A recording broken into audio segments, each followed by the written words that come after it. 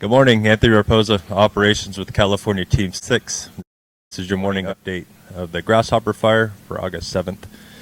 We'll start out with our branch break out towards the southwest. Yesterday we had higher temperatures, a little bit of higher wind speeds, and a lower relative humidity. And with that, the fire did take advantage of that. And we had a couple areas where we had some movement along the fire, starting down over here by the branch break. The fire did come down to the road system. We were able to hold the road system as we come down towards where we have our contingency line, working our way down. Fire did come over one of our primary dozer lines and is currently hung up down in the 3 Mile Creek area. The plan for this today is to reinforce this road system and our dozer line coming down to the south with aircraft flying retardant and painting all that. This contingency line that's moving out to the south, that's west of the fire's edge.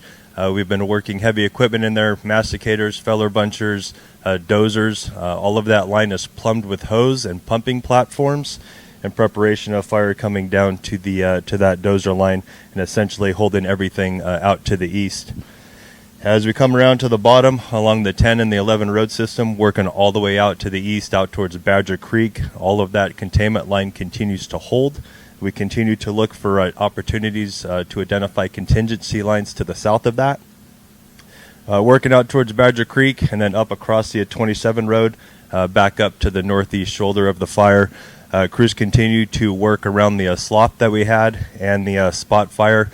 We do have one area of heat down in the bottom of that spot. That is a priority for that spot out there, is to get crews in there and continue to mop that up and secure that.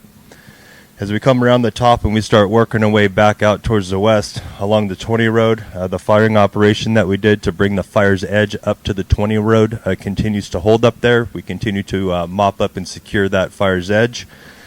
And then working out further out towards the west, out towards Flag Point, again, where crews were able to go direct and tying it in off the 20 into Flag Point. That continues to hold. We continue to mop up and secure that. As we keep moving out towards the west, we had some fire that was hung up along a ridge system, and again, the fire took advantage of the hotter temperatures and the lower RH and made a push out towards the northwest, out towards the 2730 road. 2730 road, as we've talked about, is one of our contingency lines. The fire came across the 2730. We have crews out there first thing this morning with the goal of grabbing the fire's edge and tying all that back into the 2730 road, and then continuing the road prep up to the north, up to the 21 road, and then ultimately up to Duffer Mill. We have resources coming out to the 21 road today to assess that and start working on some contingency line, and then in addition, coming up to Duffer Mill as a third contingency line for us up towards the north. As we come across into Division Delta and working our way up to the top along the 10 road system. Last night the crews in there were picking up spots along the 10 road.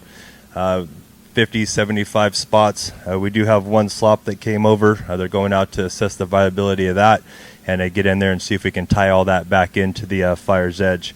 And then coming up to the north of Division Delta, where we had that dozer line that came across and kind of cut that off. Fire did make it up to that dozer line last night, and crews are in there securing that top piece of the fire this morning.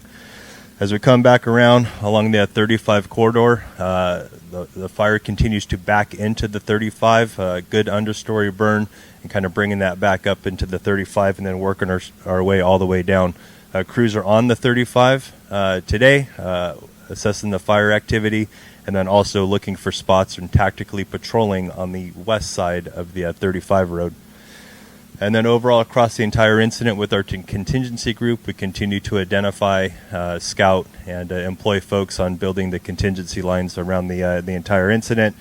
And then also getting out a little bit further out to Timberline in those areas where we have some additional values at risk, and just starting to assess those values at risk and putting a game plan together for what resource ordering would look like in the event that the 35 became challenged. But again, everything that's east of the 35 just continues to back down into the highway.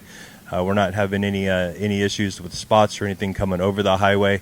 The winds are in our favor, kind of pushing everything back into itself, which is allowing that fire to slowly back into the Highway 35.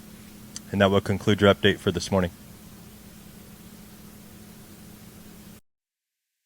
Dylan Flynn. I'm the incident meteorologist trainee on the Grasshopper fire with the weather update for August 7th. The weather's been a real challenge this week. We've had critical fire weather conditions daily since Tuesday with high temperatures, low relative humidity, and shifting wind direction. Winds were coming from the east through the middle of the week and have since switched back to a westerly direction, but are increasing in strength. If you look at the forecast for today, we have highs in the 90s, lows in the, or relative humidity rather, in the mid-teens, and strong westerly winds gusting to about 18 miles per hour. If you look at tomorrow, we have a cold front that comes through, and the winds get even stronger with gusts up to 25 miles per hour, still from that westerly direction.